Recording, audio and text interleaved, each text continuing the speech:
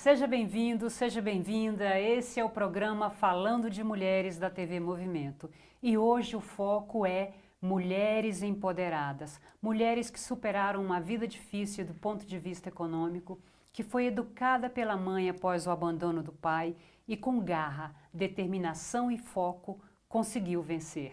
Estamos falando da doutora Jane Kleber do Nascimento, professora, delegada de polícia e mãe. Doutora Jane, muito obrigada por ter aceitado o convite da nossa direção do programa Falando de Mulheres. Seja muito bem-vinda. Eu agradeço muito a oportunidade de poder aqui compartilhar, com os nossos ouvintes, vou tomar a liberdade de chamar de nossos ouvintes, um pouquinho da minha história, que fala de empoderamento feminino. É uma palavra, é tão dita ultimamente, e é bom explicar. O que é empoderamento feminino? Na verdade, é a oportunidade, de mulheres ocuparem espaço, ter espaço de fala, espaço de decisão. E aí, nessa circunstância, eu como delegada de polícia, numa profissão que não é considerada uma profissão feminina, uma profissão masculina, que tradicionalmente é ocupada por homens, para mim é uma honra poder fazer isso e me colocar numa posição de representação. Aí eu gosto de imaginar que eu represento mulheres negras, pessoas que têm origem humilde, como foi a minha, e alcancei em algum momento esse espaço aí de decisão e de fala, que é o espaço delegado de polícia. E ao mesmo tempo poder contribuir com as pessoas, porque a partir da delegacia, Gabi, você não tem ideia de como a gente tem condições de contribuir em todos os aspectos com as pessoas. Por quê? Elas buscam na delegacia poder público. Elas imaginam assim, o local mais próximo de encontrar o poder público é numa delegacia. É numa delegacia. Então elas chegam lá com todo tipo de problema, que não só o problema criminal, policial, outro tipo de problema, e a gente tem condições de auxiliar as pessoas. Então, para mim, é uma honra poder ocupar esse espaço. E é importante dizer, a minha vida inteira eu nunca imaginei que seria uma delegada de polícia. Até porque quando você vem da condição que eu vim, por exemplo, fui criada só por mãe, nasci e moro em Sobradinho, então aluna de escola pública, em algum momento da minha vida, tenra ali, adolescente, nós recebemos ajuda do governo. Hoje o governo dá auxílio financeiro, Na minha época era in natura, a gente chama. Fornecia leite e alguma pão, mingau, farinha, essas coisas, e a gente sobreviveu disso. Então, a expectativa de vida, a perspectiva da gente nessa condição é muito reduzida, curta, muito é reduzida, você não consegue se imaginar. Mas uma coisa eu tinha, garra, determinação, foco, vontade, sempre fizeram parte da minha vida. E minha mãe dizia o seguinte, estuda, a única coisa que eu posso te dar é estudo.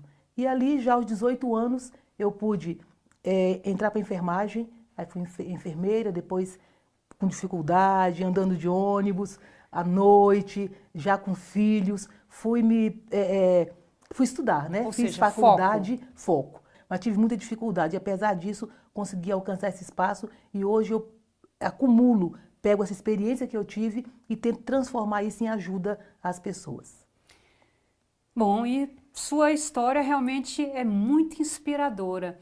E aí, quando você disse de que as pessoas vão à delegacia e procuram exatamente esse espaço, como é que você encara hoje, a gente em pleno século XXI, ainda ter mulheres vítimas de violência doméstica e, infelizmente, feminicídio? Muita tristeza. Na verdade, tristeza, indignação, e eu tento converter essa indignação em trabalho, para ver o que a gente pode fazer para mudar essa situação.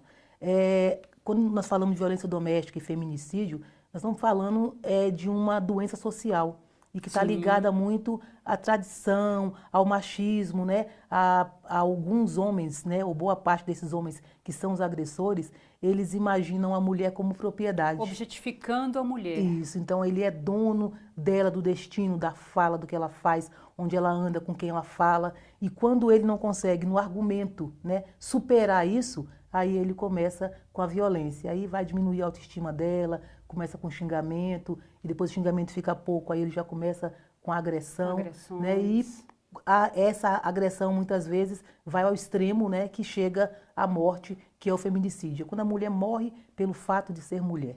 E eu costumo dizer também que a violência, ela não é só física, ela também atinge a alma dessa mulher. Violência psicológica, especialmente, né? É o que é muito triste, porque atinge. Você encontra mulheres sem autoestima, mulheres sem brilho no olhar, e eu acho isso assim. Nós como mulheres, nós nos sentimos também, de certa forma, por isso a sua presença aqui, porque eu me identifiquei exatamente por isso, tanto pela sua história de vida quanto pela sua fala. É isso mesmo, eu costumo dizer, mulheres, nós não somos rivais, nós somos a revolução. Nós somos 52% da população, então a mulher é a maioria e ela hoje não ocupa proporcionalmente esses espaços. Então nós temos que estar em todos os lugares, né? Nas escolas, no judiciário, na polícia, né? Além de estar não só em casa, né? Como tem gente que diz que mulher, que o lugar dela é em casa ou na cozinha, isso é antigo, Sim. Mas hoje você ainda ouve pessoas que têm esse entendimento ou esse pensamento. Então, o lugar de mulher, a gente costuma dizer que é onde ela quiser. Sim. Essa é a verdade. Ela tem que se sentir bem onde ela está e ela está em qualquer desses espaços, mas por escolha dela. Então, ela tem que fazer a escolha e tem que ser garantido a ela esse direito. Bom, e lhe ouvindo aí, eu já percebi, nós já percebemos que a senhora é uma mulher extremamente atuante. Então, falando em atuação, vamos para os projetos. Quais são os projetos que a senhora desenvolve, que a senhora pretende desenvolver com relação às mulheres, para combater, para diminuir, para reduzir, ou então para acabar com essa violência doméstica, para o empoderamento dessas mulheres?